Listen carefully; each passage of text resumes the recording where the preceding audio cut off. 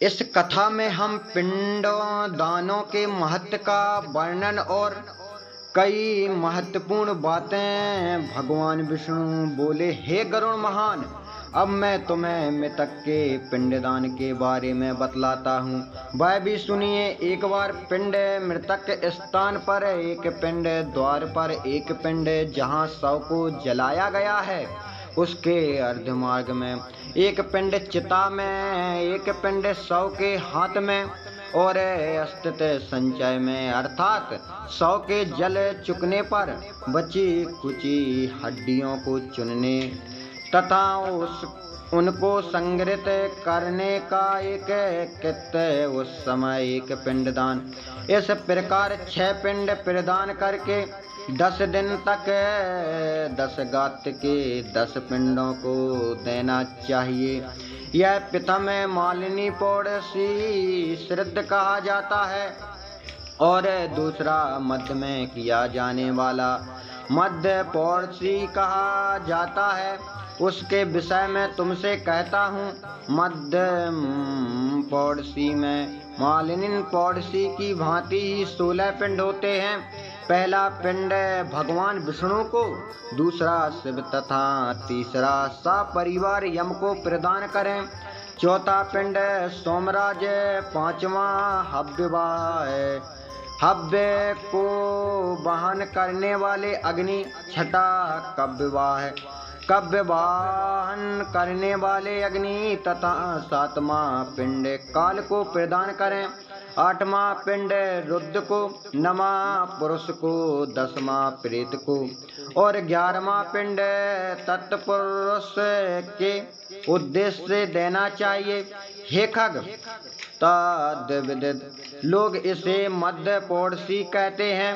तदंतर पिति मास के 12 पक्षिक, त्रिपक्षिक, उन षाढ़मासिक और उन शब्दिक, इन श्राद्धों को उत्तम पौड़सी कहा जाता है। इसके विषय में मैं तुम्हें बतलाया है। हे ताक्ष, इनको 11वें दिन चरु बनाकर करना चाहिए। ये 48 श्रद्धा पेतों को नष्ट करने वाले हैं। जैसे मृतक के उद्देश्य से ये 48 श्राद्ध किए जाते हैं, वह पितरों की पंक्ति के योग्य हो जाता है। इसलिए पितरों की पंक्ति में प्रवेश दिलाने के लिए पौड़स्यत्री, मालिन, मध्य तथा उत्तम पौड़सी करनी चाहिए। इन श्राद्धों से विहीन मृतक का प्रेतत्व सुथिर हो जाता है और जब तक पौड़स्यत्र संज्ञक श्राद्ध नहीं किए जाते तब तक वह प्रेत अपने द्वारा अथवा दूसरे के द्वारा दी गई कोई वस्तु प्राप्त नहीं करता। इसलिए पुत्र को विधान पूर्वक पौड़स्यत्रायी का अनुष्ठान करना चाहिए। पत्नी यदि अपने पति के उद्देश्य से इन श्राद्धों को करती है तो उसे अनंत श्रेय की प्राप्ति होती है। जो स्त्री अपने मृत पति की उदोदेह क्रिया, छाय श्रद्धा, वार्षिक श्राद्ध तथा पक्षिक श्राद्ध, महालय श्राद्ध करती है, वह मेरे द्वारा सती कही गई है। जो स्त्री पति के उपकारक पुरातुत श्राद्धों का अनुष्ठान करने के लिए जीवन धारण करती है और मरे हुए अपने पति की श्रद्धादि रूप से सेवा करती है, वह पतिव्रता है और उसका जीवन सफल है। यदि कोई प्रमद से, आग से जलकर अथवा जल में डूबकर मरता है, उसके सभी संस्कार यथाविधि करने चाहिए। यदि प्रमद से स्वेच्छा से अर्थात सर्प के द्वारा मृत्यु हो जाए तो दोनों पक्षों की 5वीं तिथि को नाग की पूजा करनी चाहिए। पृथ्वी पर पीठी से फड़ की आकृति वाले नाग की रचना करके श्वेत पुष्पों तथा सुगंधित चंदनों से उसकी पूजा करनी चाहिए।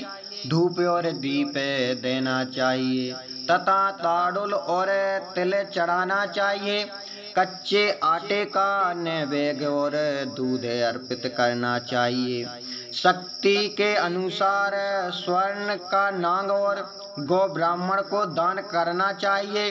तदंतर हाथ जोड़कर करके नागराज प्रसन्नो इस प्रकार कहना चाहिए। पुनः उन्हें जीवों के उद्देश्य से नारायण बलि की क्रिया करनी चाहिए। ऐसा करने से मृत व्यक्ति सभी पातकों मुक्त हो स्वर्ग को प्राप्त होते हैं। इस प्रकार संपूर्ण क्रिया करके 1 वर्ष तक अन्न और जल से रहत घट का दान करना चाहिए अथवा संख्या अनुसार जल के सहित पिंडदान करना चाहिए। इस प्रकार 11वें दिन श्राद्ध करके सापिंडीकरण करना चाहिए और सूतक बीत जाने पर शय्या दान और पद दान करना चाहिए। इस प्रकार गरुड़ पुराण के अंतर्गत सरोद्वार में 11 साहबी निरूपण नामक 12वां अध्याय पूर्ण हुआ।